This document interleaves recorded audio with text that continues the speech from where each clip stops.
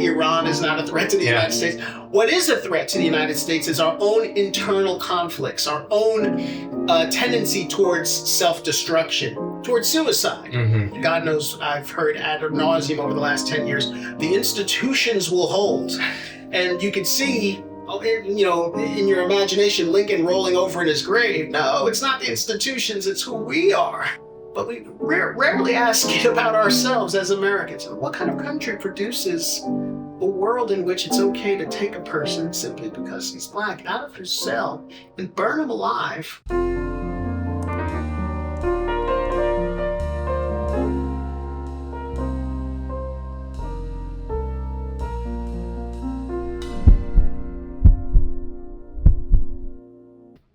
Today, I'm at Rutgers University meeting with Professor Saladin Ambar, who is a professor of political science and political history at Rutgers. I came across Saladin's work when I was looking for interesting things and important things about racial violence, about the place of race, and about the role that race plays in our democracy.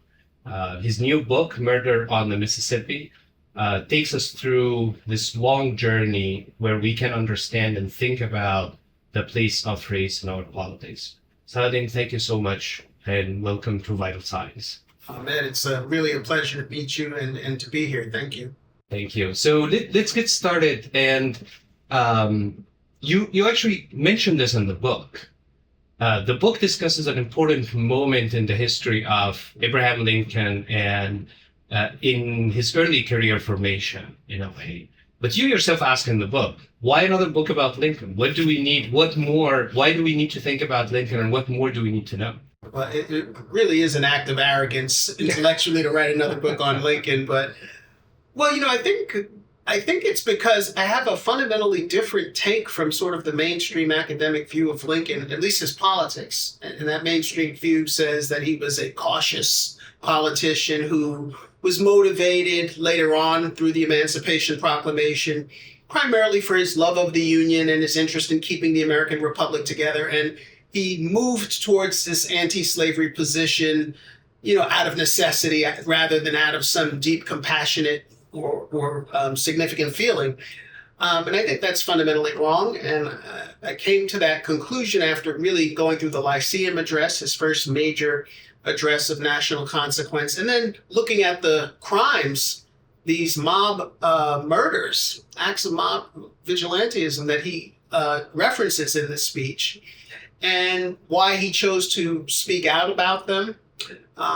Those reasons led me to believe that in actuality, Lincoln at the very beginning of his career took a courageous stance against slavery, against racism, against social injustice. And so I think rather than someone who was kind of forced into greatness, as the title of one of the books that criticizes Lincoln suggests, Lincoln really is returning to greatness later on, moral greatness, with respect to holding up two ideals. One is the idea of human freedom, and the other is the idea of self-government. So I think I had something fundamentally new to say, or at least an angle on who Lincoln was, or who we like to think he is, that was different than the conventions. And this is really interesting. And you talk about the Lyceum address. It's the anchor around which the book is organized. Tell us a little bit about the Lyceum address. What was it, and why is it important? Well, 19th century America was filled with these Lyceum speeches, really based on these Lyceum organizations, which were kind of like your local church or mosque or synagogue. They would host these events. Think of it like as a 92nd Street Y, perhaps, or a TED Talk, where members of the community would congregate and learn the latest about farming, about democracy, about, intellectual matters primarily. So that was a 19th century phenomenon. There were upwards of 5,000 of these spread across the country.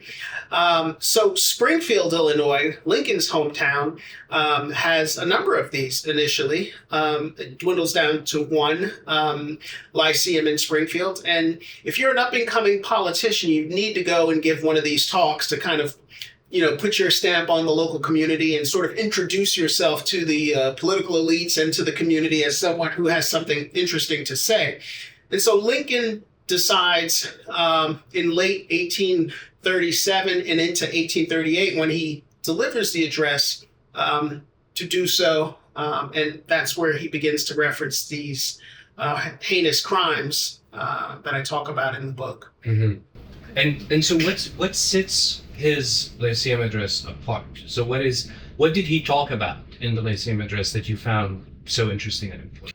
Well, it's interesting. There is a kind of running repetitive theme throughout the late 1830s in the United States and in Illinois with respect to what the Lyceums are interested in. And they're hosting these events around, is America's best days, are America's best days behind it? Is the country, falling into disarray?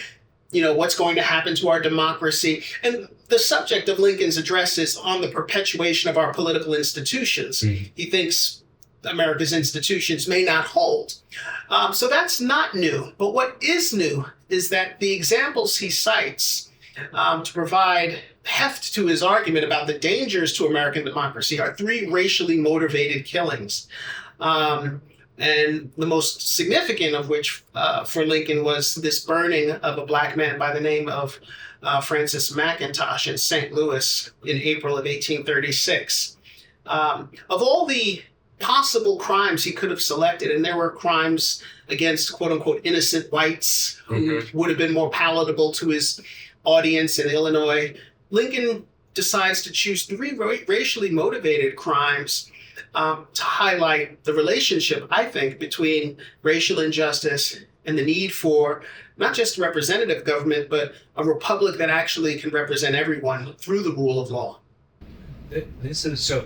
We're going to return to a couple of these themes because this is really important. But I want to stay with the address itself, the Lyceum address itself, because in the book you also explain that it gained some kind of popularity, or it keeps emerging, if you will, every now and then in American politics. I think was the latest example Liz Cheney citing the Lyceum? Yeah, Liz Cheney cited it. I actually included her speech about the rule of law and her referencing the Lyceum in the book.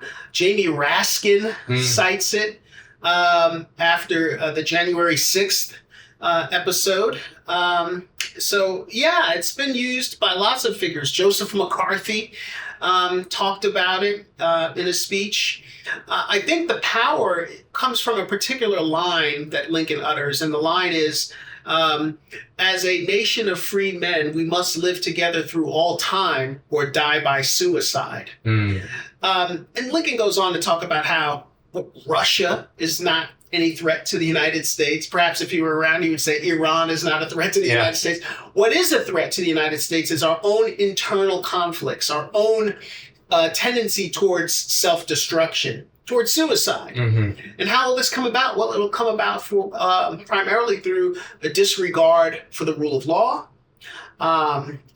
capitulation to mob violence, and the rise of an American tyrant. So this is, it's quite fascinating to listen to or read these days because this is in many ways what the country is grappling with right now. Exactly. And it's, we're gonna go back to how it is cited in different ways, because all of these people cite them for a variety of reasons, obviously, which speaks to the importance of the address. But this fear of the tyrant, the rise of an American tyrant, and we're talking, these are the 1830s. Hasn't been that long since the entire republic was founded.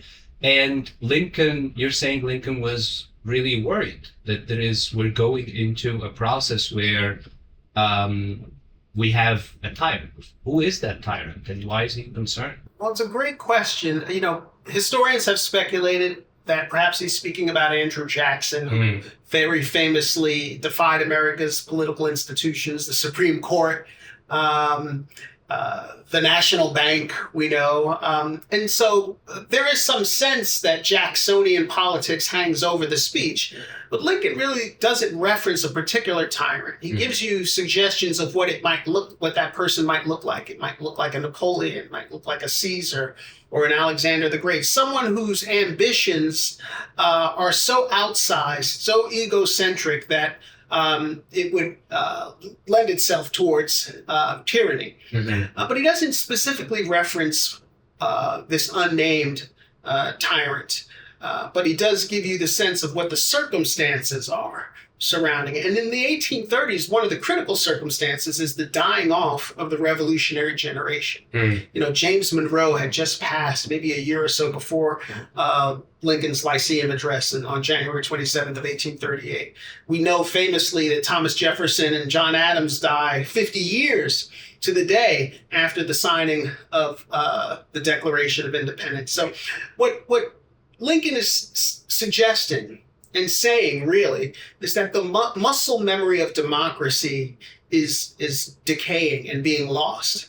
And we can appreciate this, I think, in our own time. Think about the civil rights era, civil rights icons like Jesse Jackson just recently passed. Certainly that World War II generation of Americans who fought against fascism, dwindling down to barely a trickle right now. And for Lincoln, what he suggests is that dying off is not just the people, but the memories of what they were fighting against or fighting for.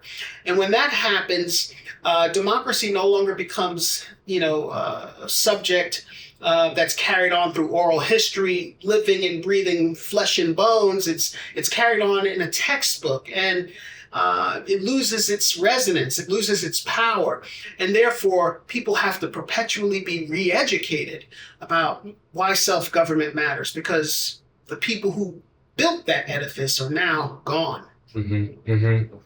Muscle memory of democracy. That's a really, really, really good way of putting it. And I think a lot of, today at our time, we're thinking a lot about the stress that's being put on institutions. So what you're saying is, or help us think through this. So there is, of course, the institutions, there's the Constitution, there are all of these things. But what you're saying, and maybe what Lincoln was saying as well, is that the institutions are not enough. They're important for sure. The courts and adhering to, legal rulings, certainly critical for Lincoln.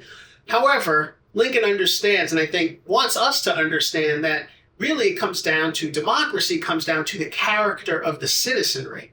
What do we have in our hearts? What Alexis de Tocqueville called habits of the heart. What do we really have internally that binds us to one another and binds us to these institutions? There has to be a reverence for the law. There has to be a reverence for one another. Lincoln says we need a new political religion. There was a speech opposing, these acts of violence against African Americans and others that I've referenced in the book. William Stewart was a white radical abolitionist that gives a speech opposing these events and mob violence. But he's a radical Christian preacher, in effect. And what Lincoln wants to do is secularize this antipathy towards racial injustice and towards, tyranny. He recognizes that the country can't do this with an actual religious base. On an actual religious basis, we're a secular nation, right?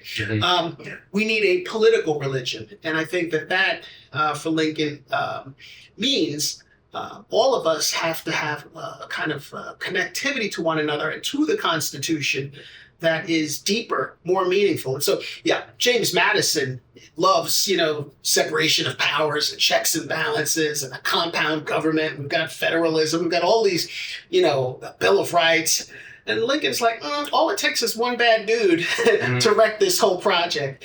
Therefore, who we are internally is what really matters. That's a powerful argument, I think, for kind of a primary argument for who we ought to be as a nation and ought to be as people. Right. And in the book, you say there's one thing that you mention that I found a really, really interesting remark. You're saying that when your students listen to Kamala Harris's concession speech, this was the first one they ever heard. And that somehow just accepting the results and moving on is not the norm, or has not been the norm. So why is this important? Why is it important for them, for students, for younger people, for all of us to be part of this type of political performance, if you will, or representation? There are things that are disappearing from our political world. Normal concession speeches, decency in language among members of political parties, a sense that the person I'm running against is not an enemy, maybe my opponent, but not my personal philosophical enemy. So there's some of that, to be sure. I think Lincoln wants us to recognize that there's or ought to be a fundamental commonality among citizens. He references in the Lyceum that color cannot be the basis of citizenship. It's a very small note there that all colors the Constitution has to apply to. All regions, there can't be any divisions that separate us from another or from the reverence for the law. So there's a lot going on here, to be sure, in thinking about what's happening in the speech and in the country at the time. And I think you raised the point of how even these symbolic acts, like a concession speech, in terms of law, it is not required by law. It doesn't add much. Nobody is required to concede in order for the elections. Technically the elections happen. But what you're saying is there's something about it matters for a number of reasons. Well, I won't ask you if you're married or not, but what I will ask you is if you ever. All right, so you're married. Do you still tell your wife you love her? Yeah, absolutely. All right. Absolutely. Well, why? You have a marriage certificate. Yeah. Right? The state knows what your rights are, and I assume continues to afford you those rights. Why do you need to tell her you love her? Why does she need to tell you, hey, thanks for doing X, Y, or Z, or looking after the kids? What Lincoln understands is that democracy is a romantic venture. Just because you have political institutions, and God knows I've heard ad nauseum over the last 10 years, the institutions will hold. And you can see, in your imagination, Lincoln rolling over in his grave. No, it's not the institutions, it's who we are. No, the daily, gifts that we give one another romantically are the same kinds of gifts that we must give to democracy. Must be attentive to the rule of law. We must teach it. We must practice it in small and big ways. This is not a one-time thing where we just wipe our hands and say, well, we've got these documents and isn't that great? Because at any moment, and this is true in relationships and even in friendships, one harmful moment can destroy the entire project, right? And we don't want that. Therefore, it must be nurtured. It must be, cared for. And, from the time you're a baby, Lincoln says, right? From the lisping babe, we must teach. Mothers must teach a reverence for the laws, for the Constitution, for the Declaration of Independence, for all the things that are supposed to bind us as a nation. We just can't say, well, I told you I loved you yesterday or 3 weeks ago, and imagine that that's not going to have consequences. And how do you do that in a democracy? Well, you do that by paying attention to the little things. This is why, some people may say it's ridiculous, but up until recent years, senators would say, and the gentle lady of Kentucky, who I admire, right? They would call out members of the opposing party and speak niceties about them. Mm-hmm. Some of that was clearly for show, and some of it was perhaps exaggerated and even mendacious. But when you stop doing that, when you stop affording the opposition a sense of their own humanity. Part of what you can expect is the demonization of your opponents, the demonization of people, the demonization of people globally. You start referencing people as coming from quote unquote shithole countries. Right. The sense of decency and decorum evaporates, and that's critical to self-government. That's critical to the idea of human equality, which is the basis for democracy. We've all been on a subway or driving on the road and we felt, I can't believe this jerk has the right to vote, right? Because of what they did, or dare I say, sometimes what they may look like to people. But Lincoln understands that, that's just an entirely horrific and faulty notion of what it takes to have a democratic republic. Having a democratic republic requires that you believe that the person on that number 7 train or on I-95 next to you, wherever they may be, on the street for that matter, literally lying on the street, that person has human dignity and has every right to cast a vote in the same way you do. And when you lose that common decency and sense of dignity, whether it's for the white gamblers that Lincoln references in his speech, for this free black man who's accused of murder, for a radical white abolitionist, these are the people who are murdered by mobs that Lincoln references in the Lyceum address. These outcasts, well, whatever you may think of the outcasts, at their core, they're your equal. Mm-hmm. That's a hell of a thing to acknowledge, because that's what it takes.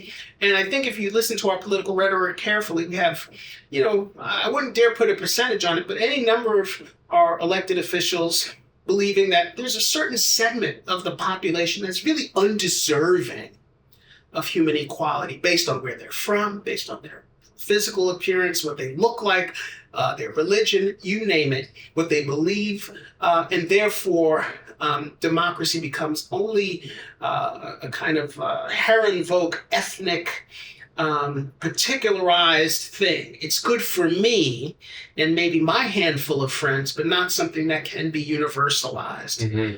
And Lincoln's like, if these gamblers, who I know their trade is not admirable, but if these gamblers can be strung up, then I'm sorry, democracy's gone. You're going to have a tyrant. It's just a matter of time. Right.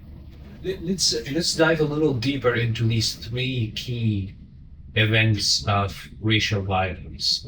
2 of them were committed against white people. Yes. But they were also racially motivated. So let's start with the gamblers. Tell us just like what happened to these gamblers and why and how is this important? Well, in 1835, there's a pamphlet that's published warning. It's a false pamphlet. It'd be fake news in today's parlance, but it's a pamphlet warning the citizens of Vicksburg that the gamblers in their town, the white gamblers, are in league with Negroes. They're in cahoots with the black population to lead a slave insurrection in the state. Well, of course, people on plantations, white people on plantations, start hearing their slaves plot such insurrections, right? The seed had been planted. And by July 4th, when the so-called insurrection was to take place, Vicksburg begins placing these placards around town warning the gamblers to get out of town or they'll be, summarily executed. They find on the 5th of July these 5 gamblers who, or not specifically looking for these 5 gamblers, but there are 5 gamblers who are suspected of leading this insurrection, and they are put in a holding pen essentially and executed. A white doctor who is not part of the crowd is shot by one of the gamblers, and that's the only monument, incidentally, in Vicksburg, wow, Mississippi, to the event. It's the guy who's killed by accident, not the gamblers who are killed, on purpose. Dr. Bodley was his name, I believe, in Vicksburg. So those gamblers were, easy prey. Why? Because they were in a trade that was, hardly approved of by most people, right? Even though the legislature, and Lincoln points this out, even though the legislature had just approved and legalized gambling in Vicksburg, Lincoln reminds them, this is the rule of law. You may not like it, but you should not have made it legal, right? Shouldn't have legalized gambling. But that's one reason the gamblers are hated. The other reason is because they're socializing quite frequently with black people. And they're in this district along the Mississippi River known as the Kangaroo District. It's where we get our term kangaroo court from, which was a fun finding doing the research for it. But what was going on there? Well, it was prostitution, black people and white people mixing. It's a river town that brings in people from all over. Market forces are bringing them together. Passion is bringing them together. Pleasure is bringing them together. It's like not unlike any other port city around the world. Very cosmopolitan, a little rough around the edges. But because they are crossing racial bounds, these white gamblers, that makes them subject to vigilante violence as well. Mm-hmm. So there's this cocktail of forces at play here, and the fears of this insurrection among blacks. And mind you, the Nat Turner insurrection and rebellion had just happened 4 years previously in Virginia, which was an actual and factual rebellion in which dozens of whites were executed during that period in Virginia's history in 1831. So the gamblers are summarily executed. Any black person who was thought to be part of the insurrection summarily executed, and whites who were under the suspicion of, as Lincoln called it or described it, being leagued with Negroes, they were summarily executed. And there's a powerful kind of lithographic engraving from the American Anti-Slavery Society that I include in the book, depicting these horrendous acts of brutality, lynchings, shootings, stabbings, and other acts that occurred in Vicksburg around this time, showing the world, look at what's happened here. Mark Twain would later write about this Mississippi excitement, as it was called, in his memoirs, because it stood out quite strikingly to him. From his childhood, the stories he was hearing about what was going on along this Mississippi River town of Vicksburg. So that's the first event, and it's the first in sequence. It happens in the summer of 1835, and then the following years when we get the burning of Francis McIntosh. Tell us about Francis McIntosh. And this is it's an interesting thing because we're talking about a free black man in the South. That's right. Yeah. From Pittsburgh originally, 26 years old, he begins to ply his trade on steamboats, the new technology of the time. And he's a free man working as a steward, probably doing a little bit of this and a little bit of that on board.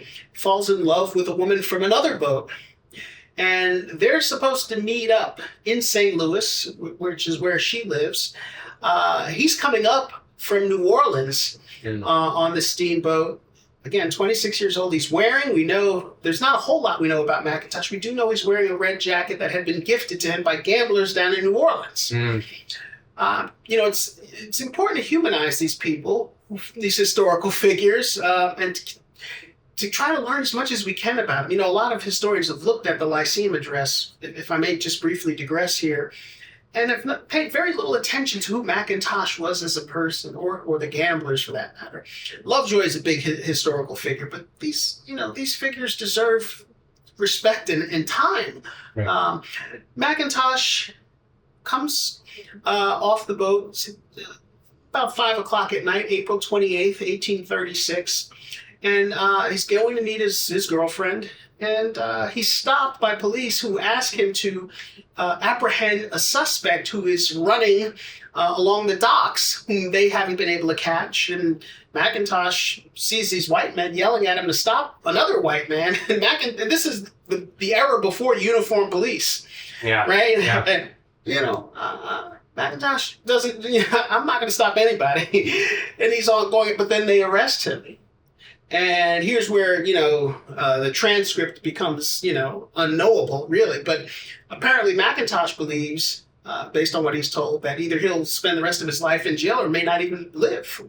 In which case he pulls out a knife and starts to try to flee. He strikes one of the officers, constable, and he ultimately kills him.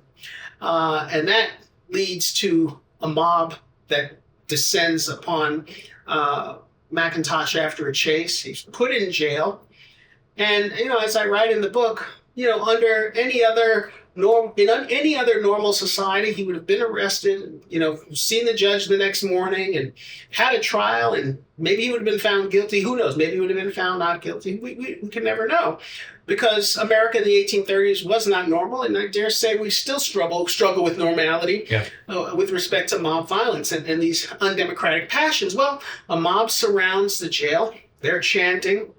They want blood. They take McIntosh out, forcibly remove him from his cell, and march him to the outskirts of St. Louis, where the local fire department, speaking of institutions, actually pulls him to the tree and begins to place kindling wood around his feet as he is chained to a locust tree and burned alive, not in front of a few people, but hundreds of people, maybe upwards of 1,000 people. Charles Dickens would come to St. Louis 7 years later and still hear stories about people going and pulling out trinkets from the remains of McIntosh to either sell or to keep as keepsakes. That is the end of McIntosh's life in St. Louis. No memorial to him right now. People do have there's a wonderful organization I reference in the book in St. Louis that have tried to commemorate the life of McIntosh. I believe that the University of Washington, St. Louis, WashU rather, has part of its campus where this event took place. It's not what comes to mind first off when thinking about St. Louis. This was, at least by one or more historians, considered America's first lynching. Now, obviously cannot literally be the case, but figuratively, in terms of national prominence, you have Charles Dickens writing about it. You have others struck by it. And it becomes, according to Lincoln's law partner and friend, William Herndon, the episode that compels Lincoln to deliver the Lyceum address. This is this crucial moment. How is this possible? And I'm also old enough to have remembered 9/11 and, other horrific acts in American life. And, one can still recall people, I can certainly recall people saying, what kind of barbaric, savage, brutal beasts would do such a thing? We hear this all the time about other cultures and people, religions, people from other parts of the world. But we rarely ask it about ourselves as Americans. What kind of country produces a world in which it's okay to take a person simply because he's black out of his cell and burn him alive in a celebratory fashion, with the mayor of the city at hand, no less, and then go on and start to collect trinkets, keepsakes? I think Lincoln sees these horrors for what they are, and we must give him credit for that. And he describes the horrific scene and killing of McIntosh with some detail, more detail than the other crimes, and he's the only person that Lincoln mentions by name who is a victim of these crimes. So Lincoln understands it's important to humanize McIntosh. It's important to humanize these victims and to humanize black people who are, complete outcasts, even free black men. Yeah. Even biracial black men, right? There's no escape hatch to color and colorism and racial hatred and bigotry in America in the 1830s. And it's something we continue to struggle with, without question, even to this day, certainly. And I think Lincoln's Lyceum address is a reminder of how race is central to this. Finally, I know you were not long ago in Princeton, and Princeton Theological Seminary produced Elijah P. Lovejoy.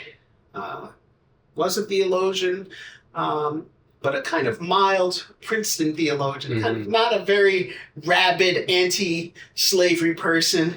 Princeton was pretty mild in its views on slavery then, to say the least. But he goes down, Lovejoy goes down to St. Louis, and he sets up shop and develops a printing press and begins to, publish, opinion pieces about life in Missouri and in St. Louis. But he begins to slowly become radicalized on the question of slavery. And he becomes rather rabid and vehemently anti-slavery. He becomes a radical. And McIntosh's murder is part of what radicalizes Lovejoy. And he begins to produce these op-eds, if you will, or opinion pieces decrying his murder. And before long, soon enough, he's marched out of St. Louis across the river into Alton, Illinois, with his printing press. He thinks, I'm in a free state now. Hopefully that'll be the end of it. But this months-long process of harrying Lovejoy out of a slave state, Missouri, into a free state doesn't end there. And certainly doesn't end there well for Lovejoy. He's executed by the mob that surrounds the warehouse where his printing press is located, and they shoot him 5 times. They take the printing press and throw it in the Mississippi River. Lincoln is aghast at this. It's now come home to his home state. Right.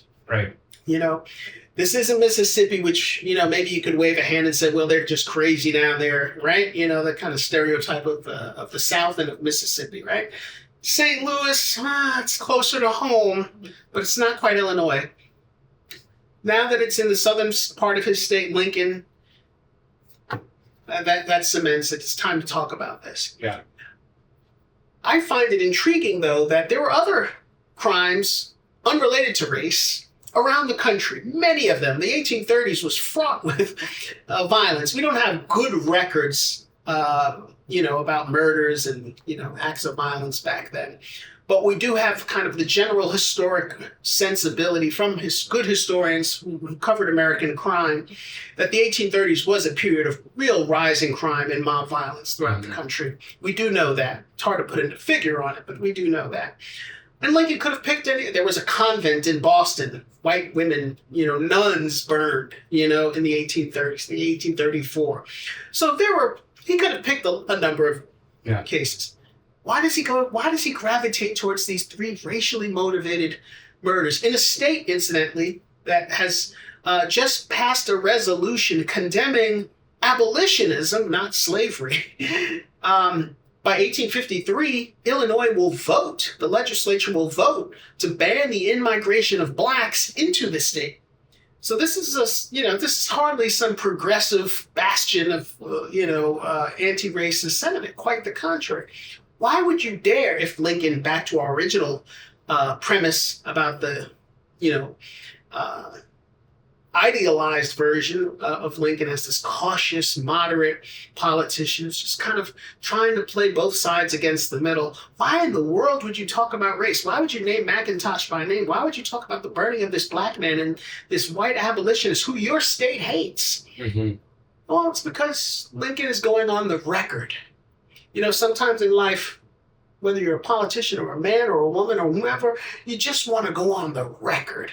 As I talk to my students, you ever want to go on the record and say, this may not amount to anything. I'm willing to lose this case, but I'm going to go on the record. Remind me of pardon this interruption here, but there's preempting myself. But wonderful film with Paul Newman called The Verdict. I'm really showing my age here. Paul Newman plays this attorney who takes on this case and he shouldn't take on. He's risking everything. The case was so horrific in terms of what happened to the woman, and he just wants to go on the record. And I think that's what happens with Lincoln. He wants to go on the record against slavery, he wants to go on the record against mob violence, and he wants to say to the country and to members of his own legislature, this has got to stop, or we will die by suicide. Mm-hmm. The 3 acts of violence are shocking, but we had Michael Brown, we had Charlottesville, we have lots of events, of recent vintage in our own country, January 6th, we've seen what the mob and lawlessness can do in our country, not just in the 1830s, but right now, today. Mm-hmm. And so, if anything, Lincoln's Lyceum address speaks to us about the need to be ever vigilant in our demonstration of what democracy is, but also vigilant against those darker forces that would seek to divide us, that would seek to use violence against those who may be accused, to curtail due process. That's what the Lyceum is about. And I didn't know that all of those things going into the research. I had taught it to my students, but when I started to dig into the crimes themselves, the specifics that don't come out in the speech, the specificity of the crimes and what was going on, that's when I realized, oh, this is really rather important address by Lincoln. Mm-hmm. Mm-hmm.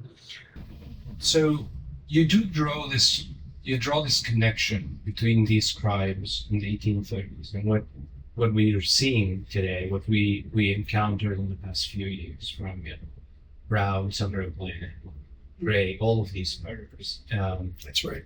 So tell us a little bit, what are your thoughts on the place of this racial violence in the American political system? This is not a new thing. So what is, how important it is, how detrimental to democracy this is. So what if you take this long view, how do you think about the place of racial violence in U.S. history?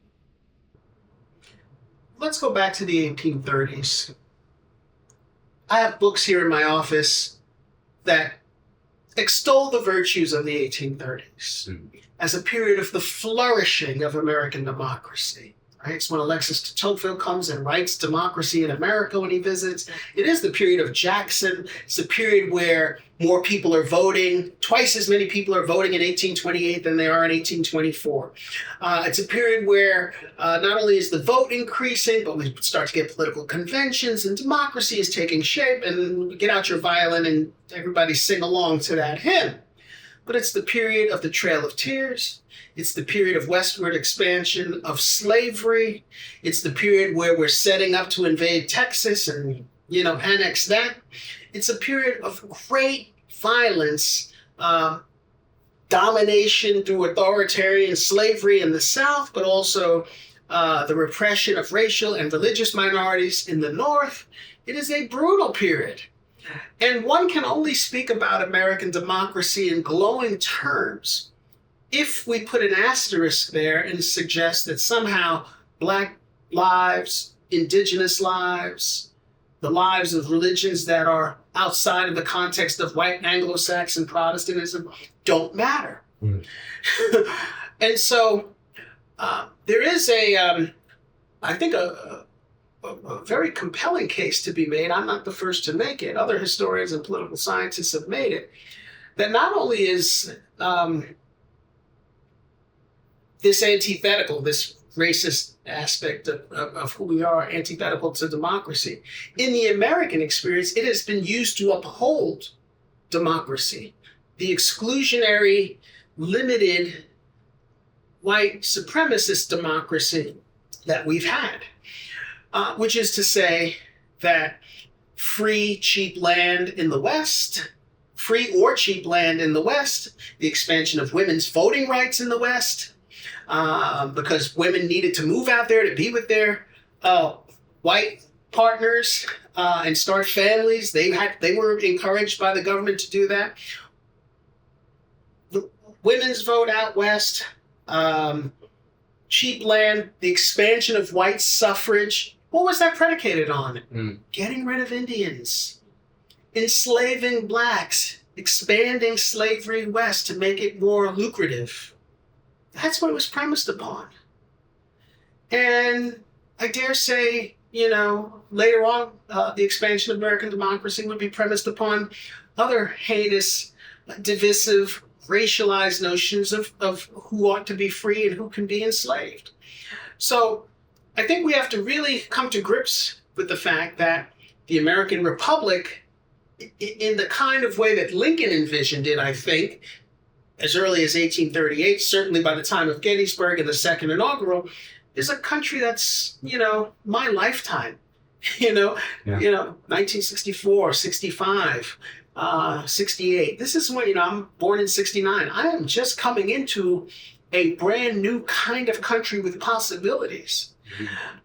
Having said that, because the roots of white supremacy in America are so deep, they remain with us. And the idea of universal freedom is contested even now. Universal citizenship is contested. Well, wait a minute. What if we all like, what if you might have been born here, but you look different. You might have been born here, but you have a different accent. You might have been born here, but your religion is strange to me. You might have been born here, but your color is off-putting. Wait a minute. All of a sudden, the 14th Amendment doesn't matter.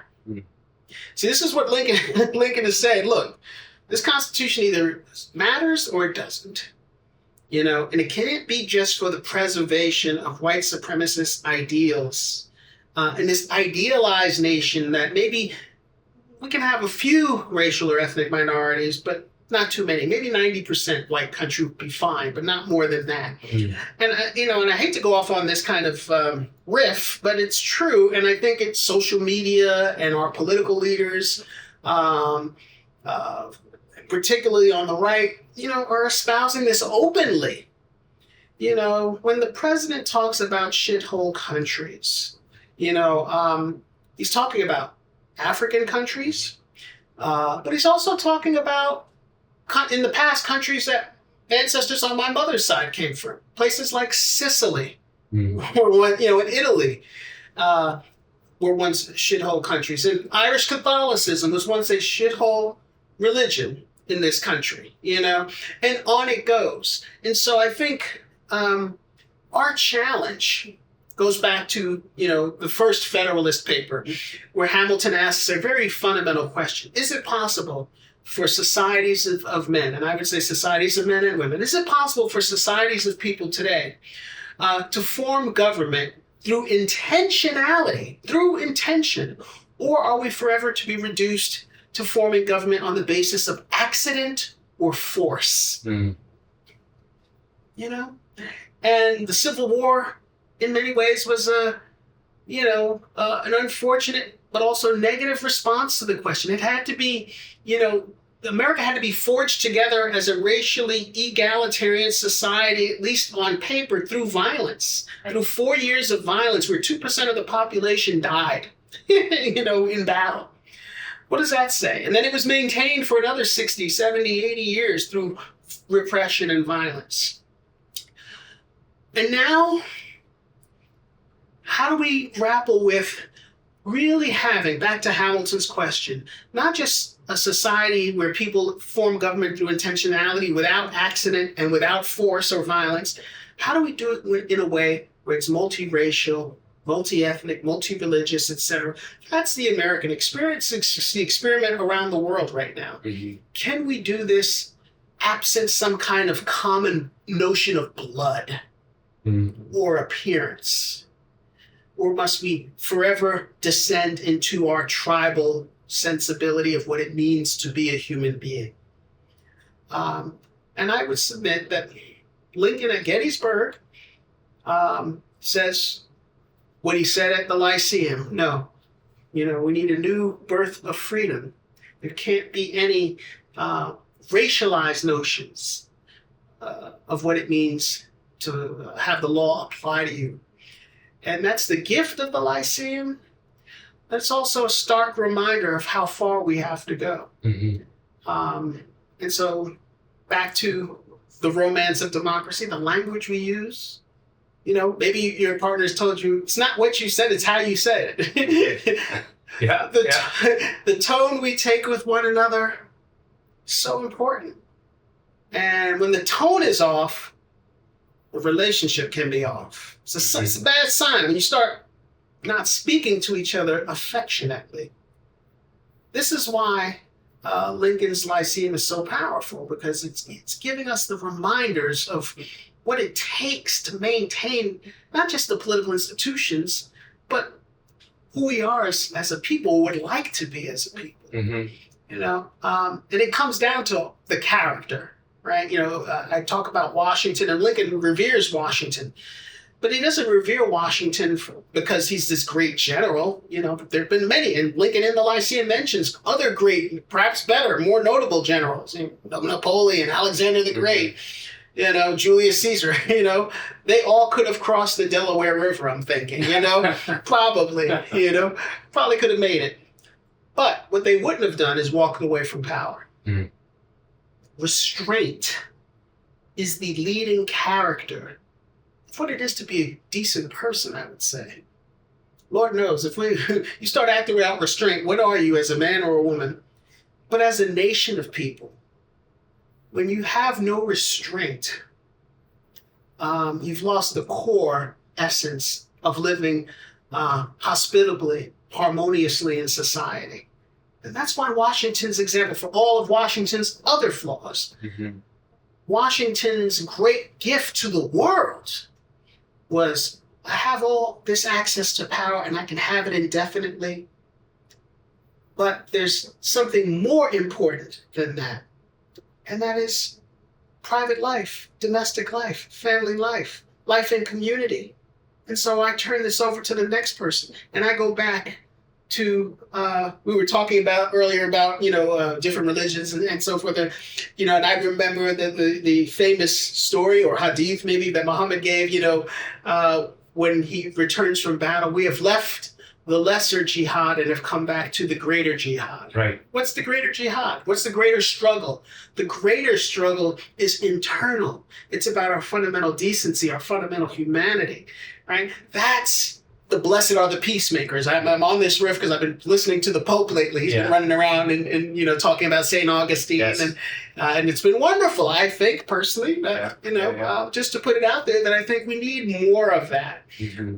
Not from any particular religion per se, but more of the unifying, humanizing language of love that I think is essential. Lincoln certainly believed is essential to democratic life, especially in a large democratic republic. This ain't Geneva, this is not, we're not Japan, we're not a small, this is not New Zealand, it's a big, massive, loud republic, lots of folk. Mm-hmm. Can we make it? Or do we have to rely on violence and force? Back to Hamilton and Federalist #1. Lincoln says, if we don't have to worry about Russia. We don't have to worry about China. We don't have to worry about Iran. We will die by suicide. Yeah. It's a powerful warning.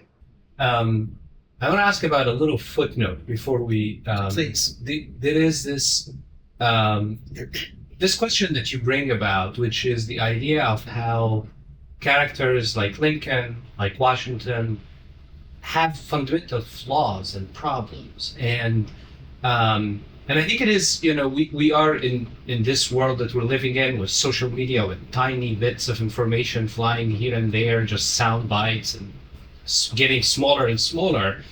We're losing a lot of the nuance that we can use to understand these historical characters. So your book is not idealizing Lincoln by any stretch. I think I call him a racist. So tell us a little bit more about this. What do we need to understand history in this complexity, and why it is important to understand it in this way? Well, just to be trite, there are no saints. Or if there are, there may be a handful, right? Most of us are not going to be. I remember former mayor of New York City, David Dinkins, when he was eulogizing the great tennis player Arthur Ashe, one of the great African-American tennis players and great players of all time. He said, Arthur was just better than us. And by all accounts, Arthur Ashe was this impeccable character. Most of us are not living lives like that. Most of us are living pretty good lives and we mess up. Mm-hmm. Most of us, I think, if we're honest, we know our flaws. We know what we've done and should have done better, and most of us live painfully with that. So if we can understand that about ourselves, then we can understand that, Martin Luther King Jr. was not perfect. Thomas Jefferson was not perfect. And not only not perfect, but there were some awful deeds. We're learning about Cesar Chavez. Mm-hmm. You know, and because Cesar Chavez was wrong on any number of personal issues that rise to the level of horror, doesn't mean that the movement was wrong or the movement he championed was wrong. I think we have to understand, as mature societies, maybe we're getting there as a nation now 250 years old. You know, I'm sure China looks back and smokes a cigarette and thinks about America. Y'all will get this in about 750 years. Y'all will finally figure out how this thing works. You're just kids playing in the sandbox right now. But if we get some maturity, then that maturity will allow us to figure out that, you know, even our heroes are deeply flawed, you know, and have many issues. And to me, that's the greatness of the figure, because you and I, well, I'll speak personally, I'm glad I don't have to be perfect to be a warrior for social justice and human freedom and decency, right? Because the world would come to a screeching halt if it was dependent upon my perfection or my, you know, the purity of my character. I'm glad that Lincoln demonstrated, you know, some awful qualities in his life. I'm glad that Dr. King did. You know, and we'll learn more about them and other figures historically. Many of them, they're ubiquitous. But that's where grace comes in, perhaps an overused 21st century word, you know, that's lost some of its spiritual meaning. But, you know, the ability to extend grace to ourselves, but the ability to extend grace to others, and to say, well, you know what? This person also did some remarkably, powerfully important things. And let's put our eyes on that going forward, and but also not lionize this person as if they were, you know, perfect. You know, we know George Washington was not wearing wooden teeth. He was wearing the teeth, the dentures of his slaves, you know. So, but he also walked away from power.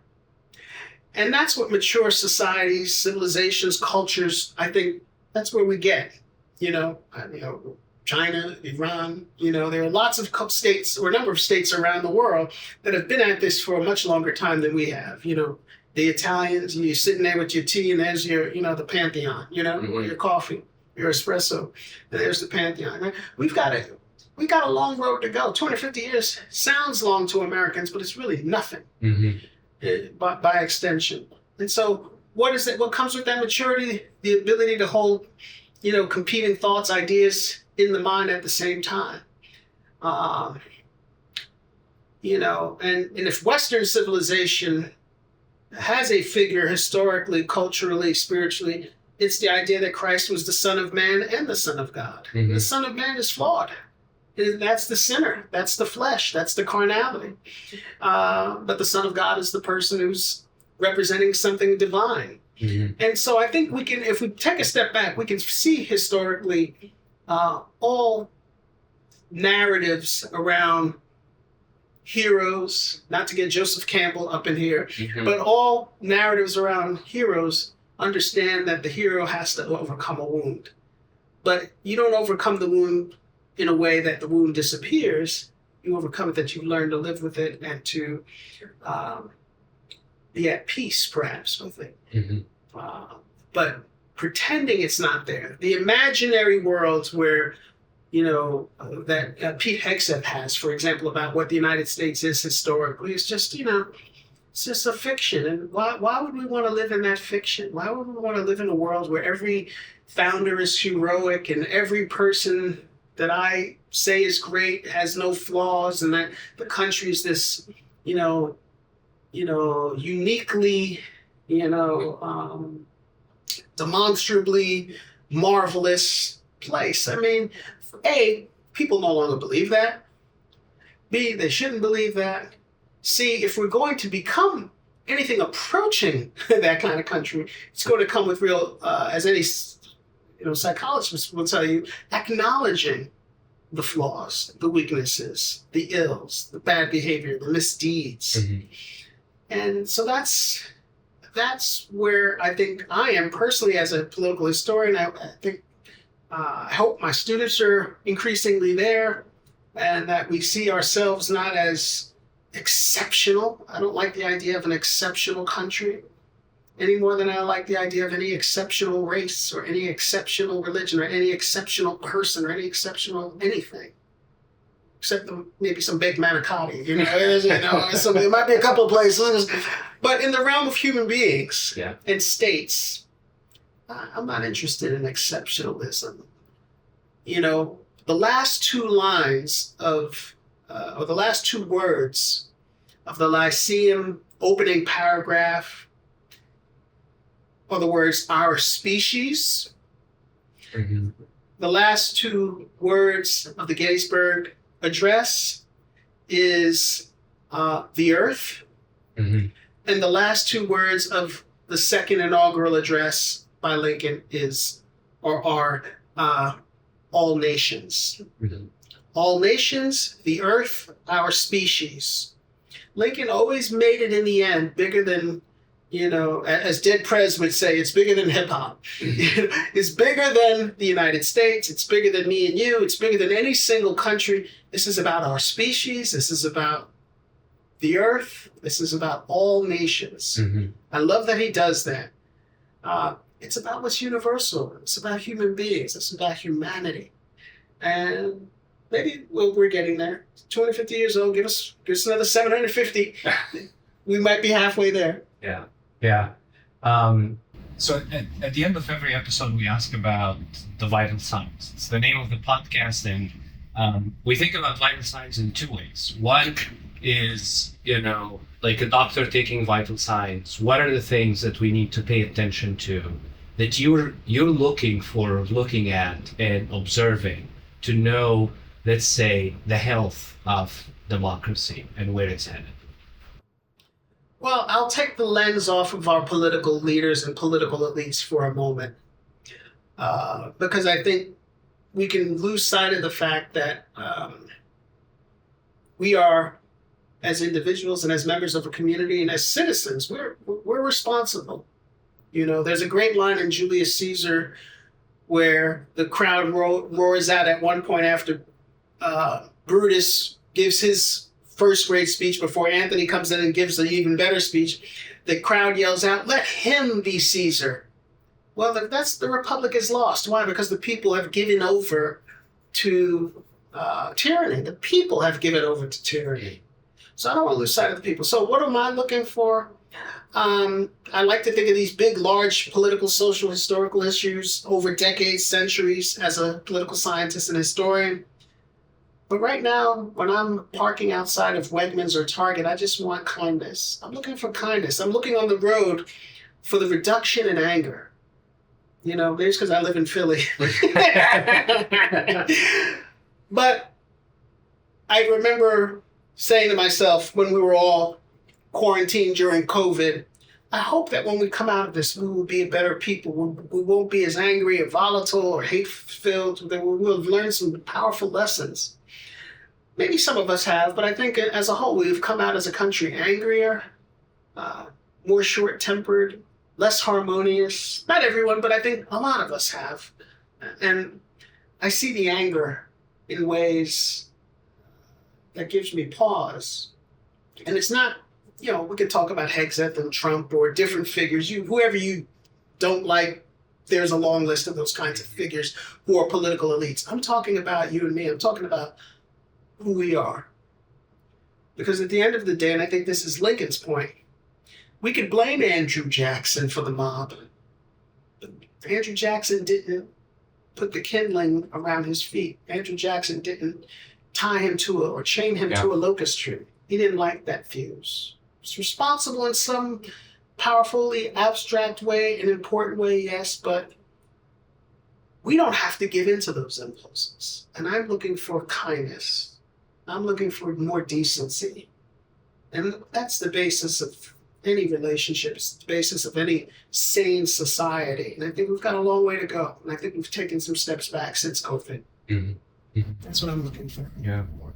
The other way we think about signs is almost like road signs, the vital ones that we look at and we know where to go. Where do you think we should go? What are the things that we need to do in order to move the cause of democracy for better work, in order to move it forward? I like expanding the idea of the public and what do I mean by that? Sort of the common good, parks, public transportation, even what what Mamdani is doing in New York City with respect to, public stores that are owned by people. I don't like the idea that so much of what American life is about is privatized and, corded off into accounts.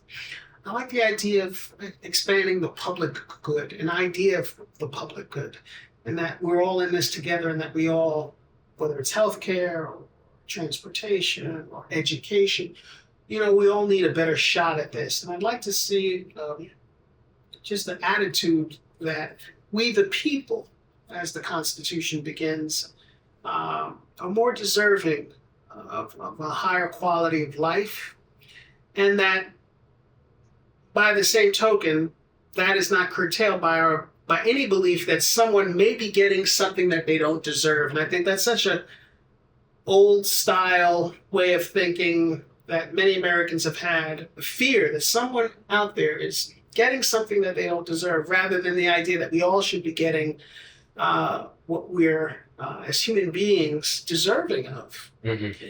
And so a bigger, more expansive view of the public and what the public has a right to, but just as human beings, we have an expectation for. So I'm interested in that, in expanding public horizons, not my account, my bank statement, my Bitcoin, mm-hmm. not my apartment or my home, my property. I'm looking at how can we build more common ground, common space, mm-hmm. and figures in our politics who are trying to do that. That's what I'm interested in. Saladin, thank you so much for this wonderful conversation. It was incredible to hear from you and to learn so much about the history of this country and about the history of the struggle for a better future and for a democracy that works for more people and that works better for more people. Thank you so much for taking the time to sit with us. It's my pleasure, Ahmed. Thank you for having me. Thanks for joining us. I hope you learned as much as I did. Don't forget to like, subscribe, and share, and make sure to join our Patreon for exclusive content that you don't want to miss. The conversation continues on the Vital Signs Substack, Instagram, and Facebook page. Let us know your thoughts in the comments and any impact this conversation may have on your thinking. See you next time.